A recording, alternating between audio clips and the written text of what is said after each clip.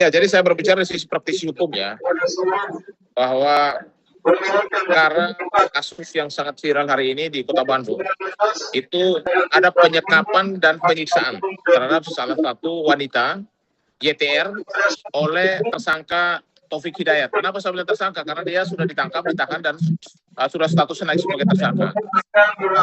Yang kedua, mau saya perjelaskan bahwa secara fakta hukum, kasus ini tergolong kejahatan yang sangat serius, ya, karena melanggar hak asasi dasar, kemerdekaan seseorang direnggut, kemerdekaan bergerak, integritas fisik, mental, dan ini kalau saya sampaikan bahwa si pelaku ini, tersangka ini, si Taufik Hidayat akan mendapatkan hukuman yang sangat berat. Karena begini, ya, perlu saya jelaskan bahwa si wanita ini atau korban ini, ya, ini kan dia ditahan. Dia disekap di satu ruangan dengan melawan hukum, ya. Korban tidak bisa bebas bergerak. Lalu bukan hanya disekap, bukan hanya ditahan, tapi disertai dengan tindakan kekerasan, ya, yang menimbulkan rasa sakit, rasa luka atau trauma. Dan yang di sini yang saya soroti bahwa penyekapan dan penyiksaan tersebut adalah tindakan yang terjadi dalam suatu kesatuan waktu dan tempat. Makanya saya bilang ini adalah pembarengan tidak pidana, ya. Dan pandangan hukum saya bahwa ini bukan hanya sekedar penganiayaan biasa, ya, melainkan kejahatan yang sangat serius. Jadi kalau saya mau lihat bahwa kalau memang nanti ini kan ancaman hukuman 9 sampai 12 tahun. Tapi kalau ada kekerasan seksual berarti ada hukuman tambahan. Ya. Itu bisa mencapai 15 bahkan sampai seumur hidup si pelaku ini. Nah, ini juga perlu dari pihak korban, keluarga. Saya juga appreciate ya kepada Pak Prabowo juga sudah mulai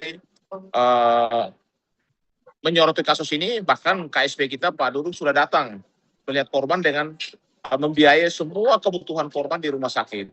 Dan juga Kang Deddy Mulyadi yang melakukan sayembara 250.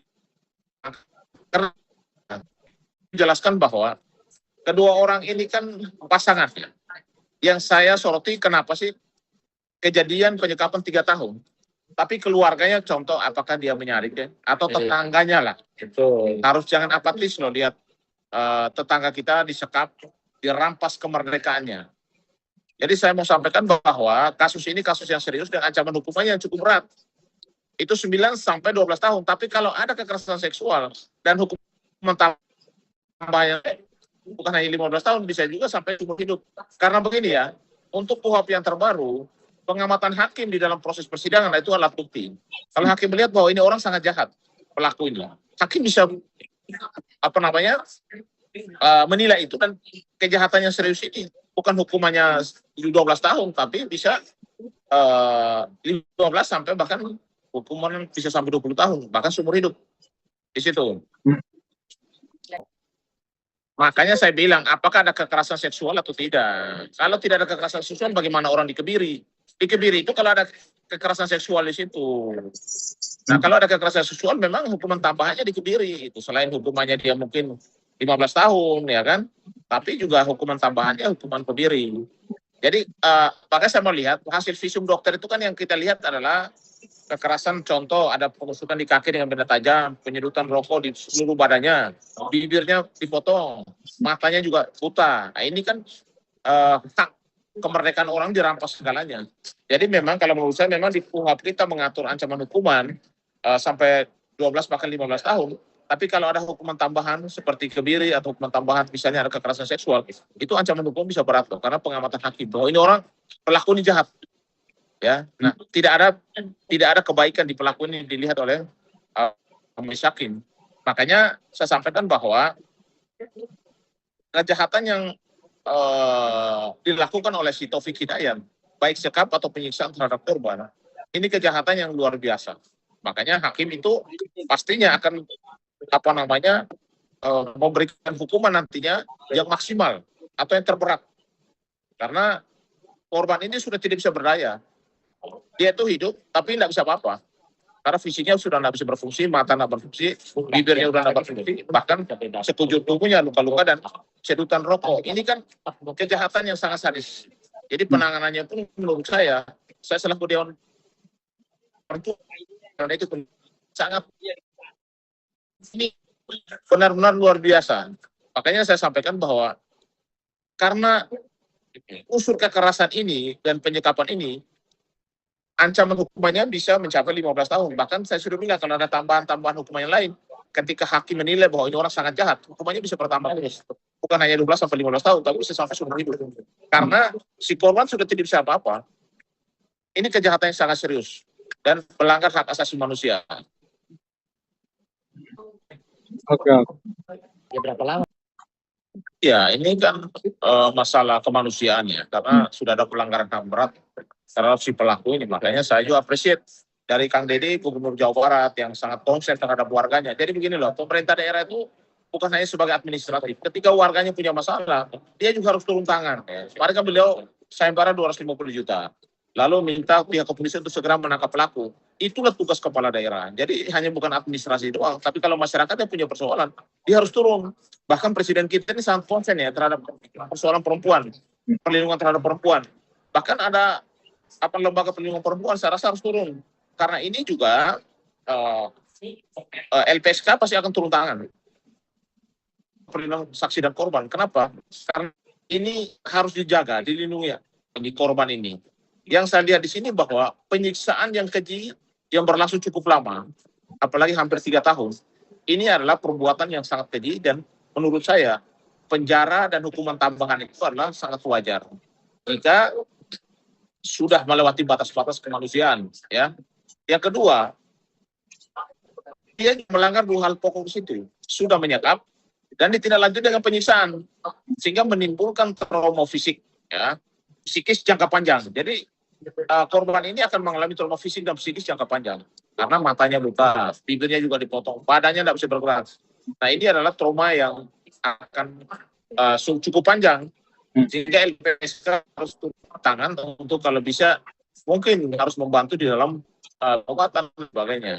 Dan kepada si pelaku bukan hanya hukumannya berat, dia juga harus dikasih hukuman yang namanya untuk biaya pengobatan, membayar restitusi terhadap seluruh biaya yang ada, termasuk pengobatan, rehabilitasi, psikologis, ganti kerugian dan lain pemulihan.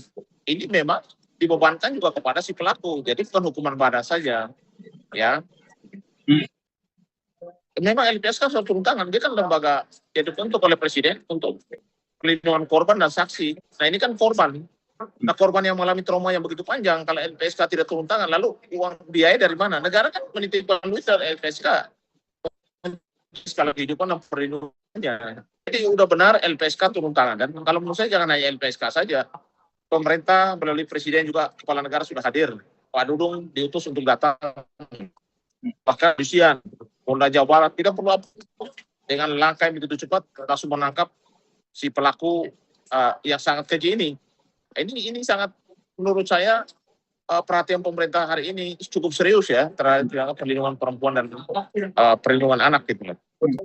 Ya kalau menurut saya mungkin sebelumnya dia melakukan kekerasan terhadap istrinya atau keluarga yang lain, dia lakukan laporan polisi. Jadi gini loh, tidak bisa pembarangan. Semua kan ini kan korban berbeda-beda. Artinya laporannya jangan hanya satu. Pasti kan kalau misalnya ada KDRT kepada istri atau orang sebelumnya, buatkan laporan polisi. Yang kedua juga, kalau ada kekerasan kepada orang lain lagi, buatkan laporan polisi. Sehingga pelaku ini tidak akan pernah keluar penjara. Dia selesai dengan urusan yang penganiayaan terhadap si YTR, dia juga akan masuk lagi untuk pertanggungjawabkan korban yang berikut. Karena ketika laporan itu dengan beda korban, tentunya hukumannya juga akan menyesuaikan dengan si korban. Korban itu siapa? Kan sekarang YTR nih. Kalau ada lagi mengaku dia disiksa sebelumnya, ada lagi mengaku, ya buat laporan polisi. Untuk segera si pelaku ini supaya hukumannya juga akan terus bertambah karena tidak ada yang namanya kebaikan dalam diri pelakunya. Ini penjahat yang selama ini mungkin dia menebar pesona lalu mau bawa wanita-wanita menjadikan istrinya atau pacarnya untuk dianiaya. Dan saya juga minta kepada pihak kedokteran, utama rumah sakit untuk melakukan visum pengecekan kesehatan. Apa orang ini punya masalah mental si pelaku ini? Ya, betul. Jangan sampai dia orang stres ini. Betul. Jadi juga harus ada pengecekan pihak dokter terhadap si pelaku, ya. sebenarnya kasus begini bukan satu ya, tapi Indonesia sekarang ini kan no viral no justice. Viral dulu baru orang semua turun tangan, prihatin. Kalau misalnya tidak viral, tidak mungkin juga masyarakat, pemerintah, bahkan gubernur, bahkan penegak hukum lain ikut turun tangan. Inilah negeri ini. Maksud saya no viral no justice, tapi kalau ke depan jangan itu yang kita pakai. Bahwa ketika ada masalah apapun di tetangga kita, teman atau sahabat keluarga kita, memang semua harus turut prihatin dan harus juga melakukan upaya untuk membantu dengan cara kita lah begitu. Ya, rilisnya tidak jauh-jauh dari berita yang sudah muncul ya, karena kita apresiasi kenapa Kapolda lewat timnya sudah menangkap pelaku. Karena takutnya pelaku ini kalau dengan kabur dia bisa melakukan kejahatan lagi kepada orang lain. Yang kedua, hukumannya akan berat. Kita tunggu pasal yang disangkakan oleh pihak Polda Jawa Barat ya, dan hukum tambahan yang nanti akan dilihat. Karena apapun pasal disampaikan nanti diterapkan kepada si pelaku pasti pasal yang maksimal. Tetapi nanti dalam proses sidang hakim ini juga ada penilaian hakim juga alat bukti. Jadi hakim bisa menambah lagi hukuman tambah kalau dia menilai bahwa ini orang ini memang tidak ada pemaaf itu loh, harus dihukum berat. Apalagi kepala negara menyatakan dia orang harus dihukum berat.